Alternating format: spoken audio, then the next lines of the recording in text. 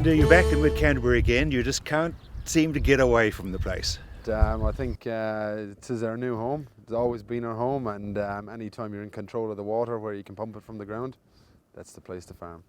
So tell me about your new operation. Yep, our new operation here is 255 hectares dairy platform, 85 hectares of runoff, and we calve about 1,100 cows through a 50 rotary. And as you can see on farm, Rob, we're right in the thick of it already.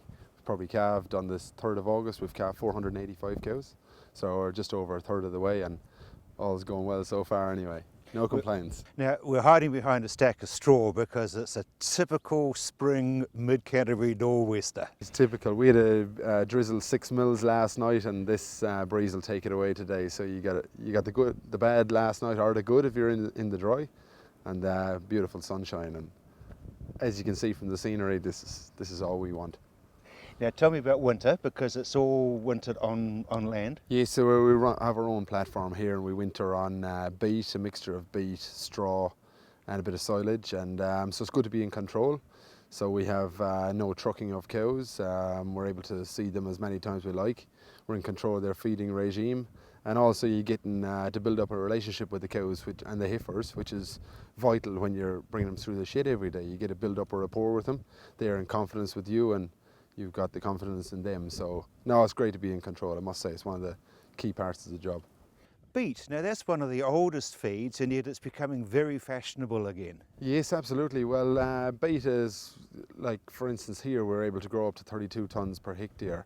So if you compare it to kale at 20 tonnes per hectare, you're able to squeeze a lot more cows on the same equivalent area. Therefore, it's a cheaper feed. Growing at about 11 cents of dry matter per kilogram.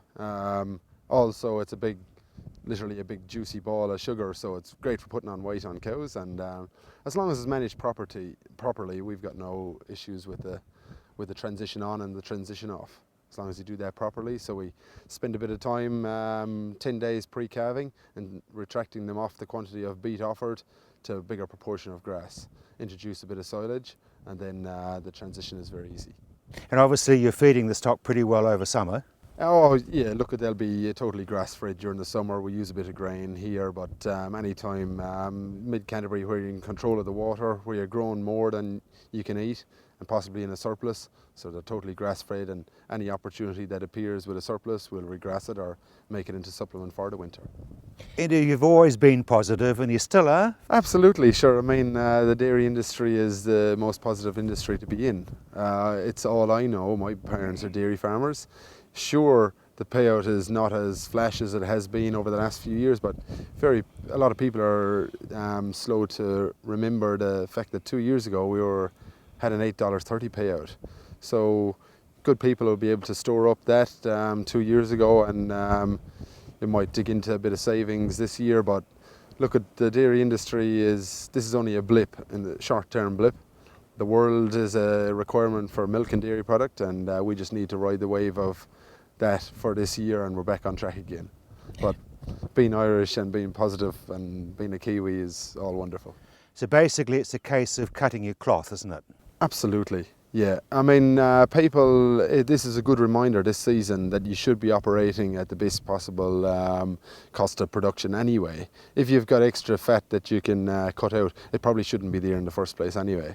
So this is a reality check for a lot of people, and it's a good wake-up call that top performers and top people will always prosper, even at a low payout. And once again, there's a lot of people who are saying that they're really hurting, but I guess it is swings and roundabouts.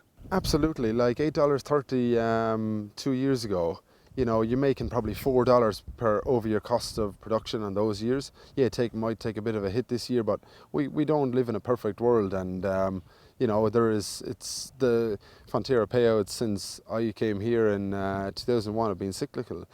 So 2007, 2008, very high payout. 08, 09 was a bit of a downturn. We're back up on the horse 2 years ago, now we're down again. So you got to roll with the volatility wave that Fonterra talk about, and I still think there's plenty of money. There's plenty of money to be made. Absolutely. Tell me about the Dairy Awards, because you're up to your throat in that as well. Absolutely. Every year around this time of the year is the time when people get excited about the Dairy Awards, regardless of payout. But it's a good time for people to enter the awards, which will be held next May in Wellington. And like at the moment now, people will be focusing on their business, and the Dairy Awards is one way that has sharpened our toolbox and getting all the facets of our business right. Not only the on-farm performance, but stuff like staff management and health and safety, which are very important in today's world. So upskilling yourself through the Dairy Awards, it's a free assessment of yourself on farm, and anytime anybody's got a chance to enter that is wonderful. And as you know, Canterbury's got a unique, we're spoiled for choice with good contestants from here who have a good run at nationals, and like Canterbury currently hold the current Sheer Milker of the Year and the Young Farmer of the Year. So you know, what a place to farm. I guess you learn as much as you ever give away by being involved with the awards. Yeah, well, it's always about sharing too. I mean, good people should never share any of their information. It's one of the things that attracted me to A, enter the awards, but B, also make me feel at home in New Zealand, and that nobody that I've ever asked for assistance has ever closed a deaf ear to me. People will always help you, tell you how they got to where they are. And I've got a business mentor, Ray Seabeck in Dunsandel, and he's always been first hand to, at the end of the phone, if I want to say, what should I be doing next year? Should I sell my cows? Or what's the market for this? So you just got to lean on the right people, and the right people will always help. So really, the industry is in good heart, even though there's a fair bit of negativity around. Yeah, but there's always negativity, and it's sometimes negativity breeds negativity. You just gotta ride the wave. And no, I disagree.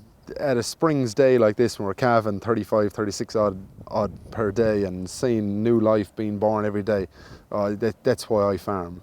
It's not all for the money; it's for the lifestyle.